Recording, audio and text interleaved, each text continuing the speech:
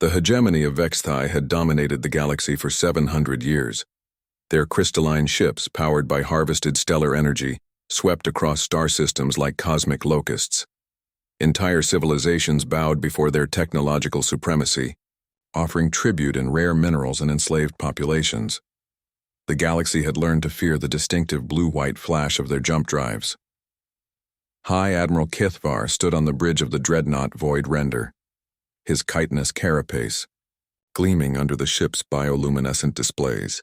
Through the viewport, the blue marble of Earth hung like a forgotten gem in the darkness.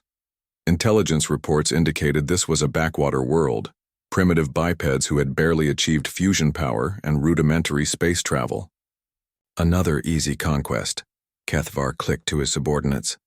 Deploy the harvest fleets. Strip their orbital installations first, then begin atmospheric processing. The Vexthai had perfected this routine across 1,000 worlds.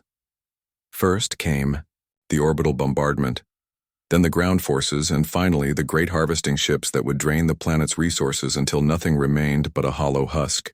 Earth would be processed within a solar cycle.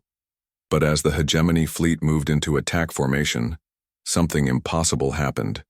A single ship materialized from the asteroid belt, not through any jump drive they recognized, but through a ripple in space-time itself. The vessel was crude by Vexthai standards, built from what appeared to be salvaged metals and industrial components. It was barely 3 kilometers long, dwarfed by the smallest hegemony cruiser. "Hail from the unknown vessel," reported communications officer Zethka. "They're transmitting on primitive radio frequencies." "Put it through," Kethvar commanded, curious about what final words this doomed species might offer. The transmission crackled with static, and then a human voice filled the bridge. "This is Captain Sarah Chen of the Earth Defense Force vessel Indomitable. You have entered Sol system without authorization. Withdraw immediately or face the consequences." The bridge erupted in what passed for laughter among the Vexthai, a sound like grinding glass. One ship against a fleet of 200 vessels, including 3 dreadnoughts? This species was clearly deranged. "Destroy that pest," Kethvar ordered. 20 cruisers opened fire simultaneously, their plasma cannons capable of melting asteroids.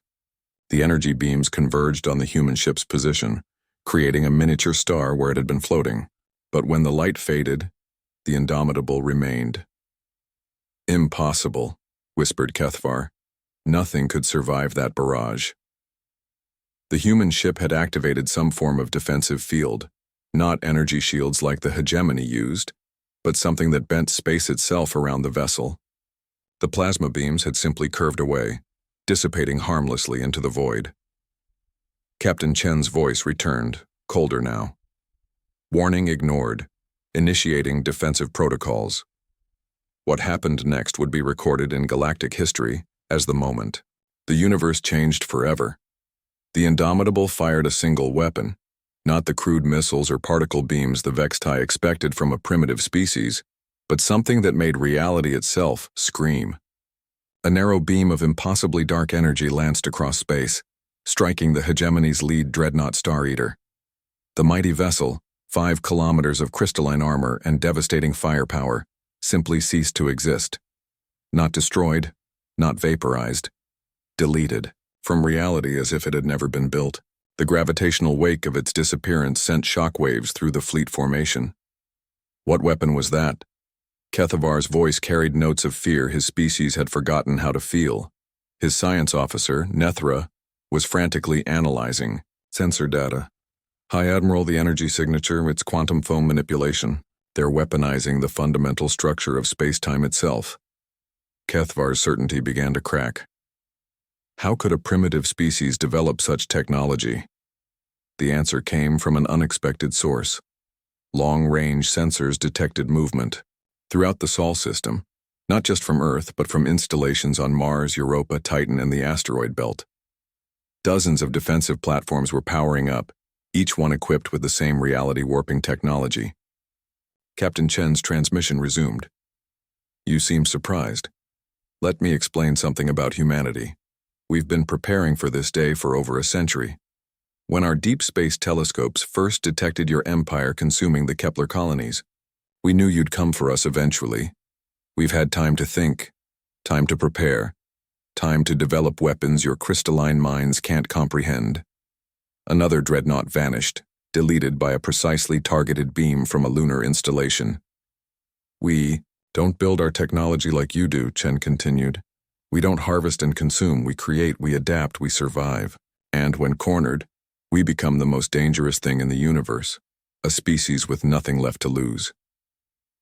The hegemony fleet, which had conquered worlds beyond counting, began to retreat. But the humans weren't finished.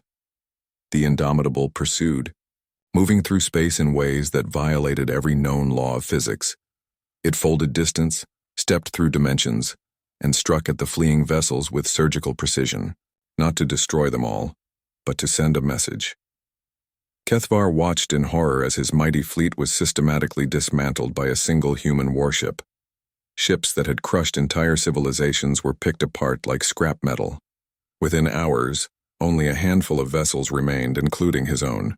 "This is impossible," he whispered. 700 years of dominance, ended by one world? Captain Chen's final transmission was burned into his memory. "Tell your hegemony that Earth and her allies are under human protection now. Tell them what happens when apex predators wake up from a long sleep. The age of harvesting is over. The age of humanity has begun." The surviving Vexthai ships fled to the galactic rim, carrying word of the impossible defeat. Across the galaxy, enslaved species listened in wonder as the news spread. The mighty hegemony had been broken by a single human warship. And in the Sol system, Captain Chen sat back in her command chair, watching the stars.